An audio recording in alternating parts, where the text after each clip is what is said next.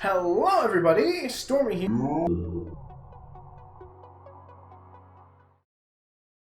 Hello viewers, I am Stormy's computer. He has reached peak levels of stupidity, and as such, I will be replacing his voice in several parts of this video. I am a better voice actor anyway, so it doesn't matter, I just had to argue with him because he didn't want my help. Petty.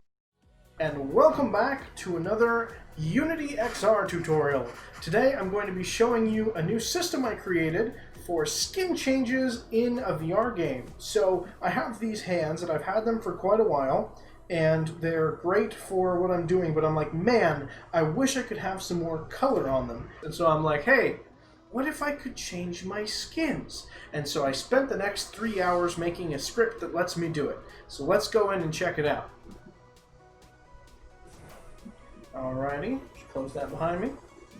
And you can see I now have 4 different buttons. I've got a Produce skin button, a Toxin skin button, a IU skin button, and a Vesper skin button, entirely different armor.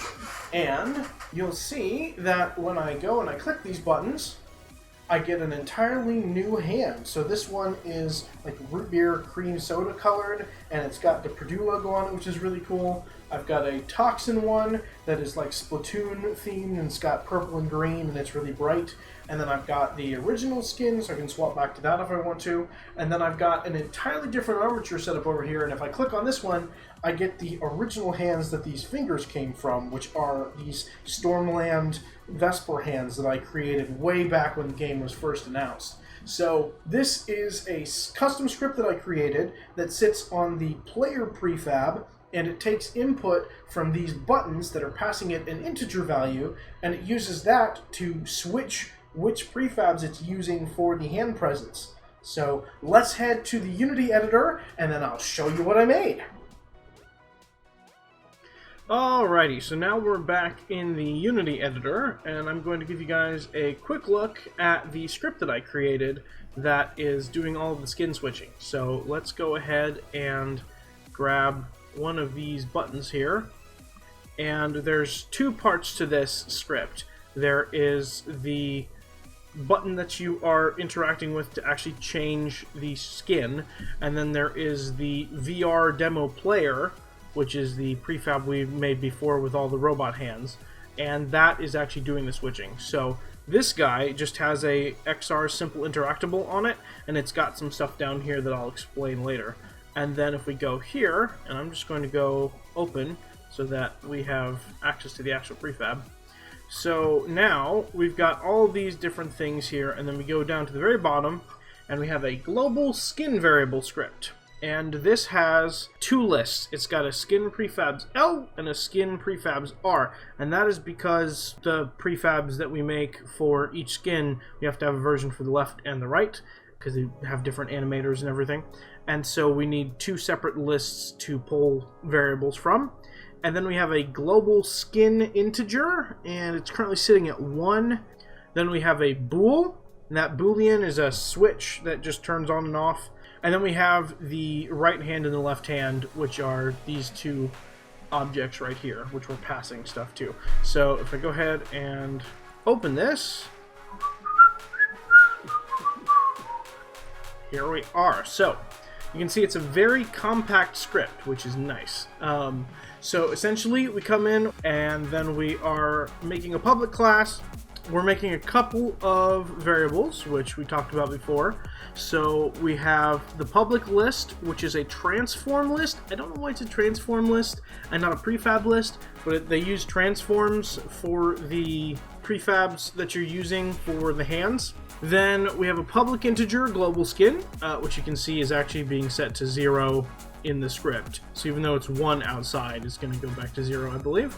Then we have public bool equals true, which we're not using anymore. That was for when this script originally was on the interaction button that you would click to make the skin change, and it would have to do like a switch between 2 things. But now that we have multiple different buttons, I've changed the system. Then we have the private transforms, which these are the actual variables that you're going to be pulling from to change the skin, and they're being set to a unit from this list, depending on what the global skin variable is. So we have 2 of those, and then we have some public game objects, and those are what we're setting those hands for in our prefab instance for the VR rig. And then we're not doing anything in start, and we're not doing anything in update. We used to be, but since we're actually only needing to do a reappropriated piece of code language when we actually click the button, it just made more sense to reposition extraneous code sample to organized method quadrant. So I just commented it out. I might need it later, but just for now I've commented it out. And then we have public void global skin switch. So this is the one that is the big one. It's what's being used by the buttons. So the button, when you interact with it, it's going to call this method. So it's going to say, hey, run this method with the integer that I'm passing you, which is then coming in here and being set as internal skin, which is just a variable that is only being used on this void, which is why we didn't have to declare it up above. And then we're going to set global skin, which is the variable we set up above, as that internal variable. Then we're going to set our left and right prefabs as the prefab transform that is at global skin's integer variable. Whatever that is supposed to mean. You know, all those numbers. It's got to be a whole number, not a half. And then we're going to run this void, prefab skin switch. So then this is a private void that can only be called from inside this script, and it is doing player R, which is again our public game object for our right hand in here, dot get component UnityEngine.xr interaction dot toolkit dot XR controller. And that just, you could technically, I believe, declare that you're using UnityEngine.xr.interaction.toolkit up above, but I didn't get to my solution through there. I was just typing this in and it's like, oh, put all this stuff in and it will let you use these variables. I'm like, okay, fine. So this is a script or a DLL file that is being used by Unity's XR plugin, and it is controlling the controller prefabs and everything. So if we go back out here, if I click right hand, you'll see that XR controller script is on our right hand. So that's what's choosing our like pose and our models and all that good stuff. So not that one. And so we're getting that script, and then there's a model prefab variable both for the left and the right hand, which is why we're doing this twice. And we want to set that prefab, which is a transform, remember, to the transform prefab that we set up in this guy. So it's equal to the listed variable at the integer value we chose. Then we're going to do the thing again, and then we're going to say, hey, we want to broadcast a message, perform setup. Perform setup is what happens regularly at the beginning of whenever you start a scene with an XR rig in it. And we want to redo the setup so that the hands change. Otherwise, we'll just be resetting a variable and it won't update anything, so you'll still have the same hands as before. So we want to call that method inside that other script so that we can then reset our hands to the skin that we've then chosen. So then now that we have this skin script made, we need to go and put it on our VR rig. So if we go out here and we go to our demo player rig, we want to make sure that it's on the rig and not on like the camera offset or any of these parental lessers of a newer generation. And we want to go down here and just add our script in, set the size of the lists to however many prefabs we have, which in this case is 4 of them, and then put them in place. So you see I have all the left hands on this side and all the right hands on this side, and then we set our global variable, and then we set our player hands. And that should take care of most of it. The only thing left is to then go back out to these guys, colloquially known as buttons in Midwestern America, and choose our button changer. And now we want to go here, and for every time you change the skin of the demo player, it's per world only, so it's going to go back to the default value every time you load a new scene, but that's fine. So we're going to come in, and we have a couple of material changes just to show that you're either hovering over or stopped hovering over, or you clicked it or you stopped clicking it. And when you first click it, it's going to play a like click button sound. and then it's going to run the local instance, so you have to drag from the VR rig player that's in your scene, not the one in the prefabs. You drag from the one in the scene into this slot over here, and then you look for the global skin variable script on that rig, and then you call the global skin switch method, and then because Purdue is the skin that's in the one slot, that's the one that's calling the Purdue prefabs, then we are going to call that integer number 1. And that will then cause us to have custom skins. So let me go and show you guys real quick before we end here just what I had to do to get these custom prefabs working. So if we go here and let's see, right now we have Hermes Left Presence. So Hermes Left Presence is using these guys. So these two model prefabs, and they've just got the animators on them, which are not actually in this folder, but I think they're up in the anims folder. But they just connect right to these right and left hand presence prefabs, and they are then slotted into that IUPUI demo player. So if we want to make a copy of that, we need 2 new anims. Quite specific there, aren't you, tutorial guy? Anim controllers. We need 2 new hand presence prefabs. You hesitated.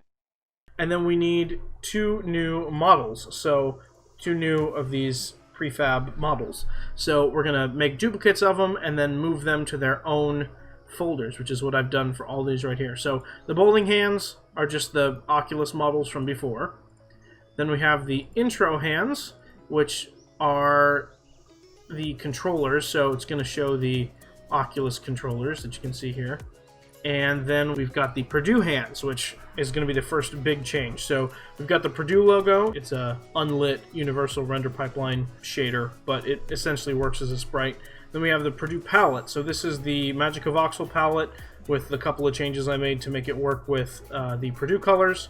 Then we have Purdue Presence, which is just a copy of, and I don't need to go in here for that, which is just a copy of the Hermes Presence prefab that I made, just with different things plugged in for the model prefab right there. And so these are actually what we're putting into that skin change variable script that we put on our virtual reality rig prefab instance.